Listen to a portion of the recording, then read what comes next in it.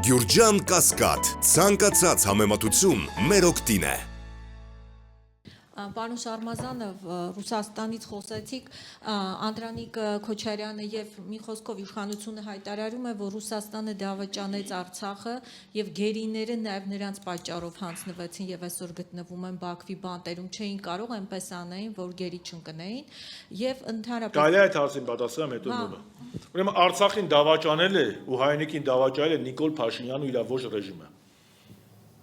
Երբ որ գնաց հայտարարեց Արցախը Հայաստանը եւ վերջ, իսկ այսօր բոլորից լավ է հիմնավորում, որ Արցախը Ադրբեջան է։ Արցախին ու Արցախահայերին դավաճանելա Նիկոլ Փաշինյանը, ու 2022 թվականի հոկտեմբերի 6-ին արցախցիների թիկունքում գնաց Պրահայում Շարլ Միշելի եւ Մակրոնի ու Էրդողանի ներկայությամբ ու Ալիև իրակիրթ ընկերոջ ճանաչեց Արցախը Ադրբեջանի մաս։ Արցախին դավաճանելա Նիկոլ Փաշինյանն ու ԿՊ-ն, որ 23 թվականի սեպտեմբերին Ադրբեջանի ագրեսիայի ժամանակ հայտարարեց, որ ինքը որևէ գործողություն չի իրականացնելու Արցախահայերին փրկելու ուղղությամբ։ Արցախահայերին դավաճանելա Նիկոլ Փաշինյանը, երբ որ ծպտուն չի անում եւ արտակուստ հրճվանք էր ապրում, երբ որ հայ գերիները հայտնվում էին Բաքվի բանտերում, երբ որ Ռուբեն Վարդանյանին պաշտպանելու փոխարեն հայտարարություններ էր տարածում, բա Ռուբեն Վարդանյանը խի է եկել երև Հայաստան, խի գնաց Արցախ, ընդ ինչ գործուններ, այն ներծիրաժավորում, որը Իլհամ Ալիևն էր ծիրաժավորում։ Հիմա ով Արցախին դավաճանել։ Նիկոլ Փաշինյանը մի անգամ ասել եմ եւ իր ամբողջ թիմը, այդ ձեր նշածածն մեջը, ինձ հիշեցնում են այն անառակ որդուն, որը իր ծնողներին հանձնում է ծերանոց ու բողոքում է ծերանոցի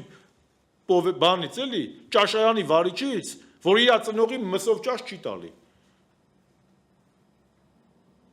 Մի Արցախը մեր հայրենիքի մի մասն էր, հայրենիքն էլ ծնող է։ Ինքը Արցախը հանձնել է, ռուսին էլ մեղադրում է, որ չեն պաշտպանել։ Արցախը հայ հայրենիքներ, թե ռուսի հայրենիքներ։ Դավաճանում են հայրենիքին։ Իսկ դուք եք նռները ձեռները հետ ասում, Աղդամն իմ հայրենիքն է, Ակտան իմ հայրենիքն է։ Բա ինչ կա մի։ Արցախը Հայաստան է եւ վերջ։ Ոնց որ Պուտինը չի ասել Արցախը Հայաստան է եւ վերջ։ Ոչ էլ ասել է Աղդամն իմ հայրենիքն է։ Դուք եք ասել։ Մենք որ դավաճաններն առաջինն են գոռում դավաճանությունից, էլի։ Այդ իրաց մասին է։ շարունակեմ էլի հարցս Շարունակի Լիլիթ ջան։ եւ Բաքվի բանտում գտնվող գերիների հետ վերադարձի կամ իրավունքների պաշտպանության հետ կապված իշխանությունը հայտարարում է, որ իրենց քայլերը տեսանելի չեն, աշխատում են այնպես անեն, որ քիչ խոսեն, շատ գործեն, բայց արդյունքը կարծես թե չի երևում։ Ըստ ձեզ այնուամենայնիվ քայլեր իրականացվում է գերիների ազատ արձակման։ Իհարկե քայլեր իրականացվում են, բայց բացասական։ Այդ իրանց անգործության ու բացասական քայլերի արդյունքում այդ մարդիկ հայտնվեցին Բաքվի բանտերում։ Այդ մարդկանց, որ հայտնվեցին Բաքվի բանտերում, նախ եւ առաջ Հայաստանի իշխանության անգործության արդյունք է։ Առաջին անգամ ԿՊ-ն ու Նիկոլ Փաշինյանը երբ են խոսել, տարեկես երկու տարի այդ մարդիկ Բաքվի բանտում են։ Առաջին անգամ իրանք երբ են անդրադարձել այդ հարցին։ Մի հատ հիշեք, ինձ հիշացրեք։ Անդրադարձել են բացասական։ Հիշում եք, որ Վլադիմիր Պուտինը ասուլիսներից մեկի ժամանակ ասեց, Երևանում իրանց սպասում են։ Ստեյ զրո արձագանք։ Եվ որ սպասելու սլեին ամեն ինչ կանեն, որ մարդիկ հայտնվեն Երևանում։ Ոչ թե անգործություն կցուցաբերեն, որ այսօր հայտնվեին Բաքվի բանտում, մի հատ է Ռուբեն Վարդանյանի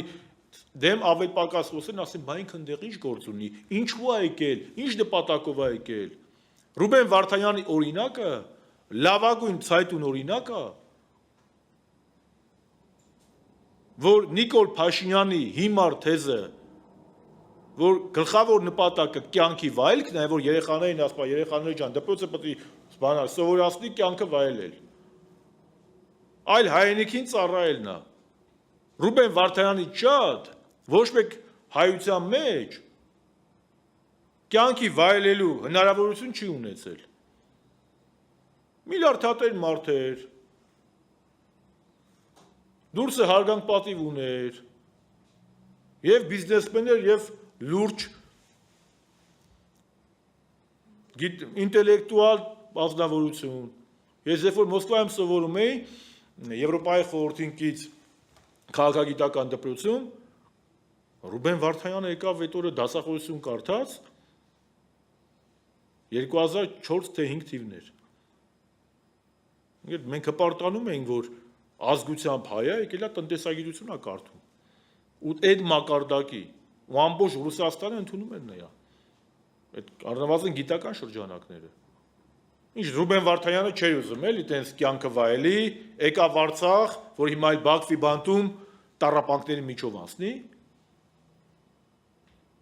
Սրանց ամբողջ փիլիսոփայությունը տակը չոր փորը կուշտ, էտա։ Կապ չունի ինչ ես ուտում, թուրքական շաուրմա, թե ադրբեջանական լյուլա քաբաբ, կամ այդ ուտելիքդ, այդ որ ուտում ես, ինչ արժեք ունի, էլի, ինչի հաշվին է, քանի հազար մարդու զոհաբերելու հաշվին է։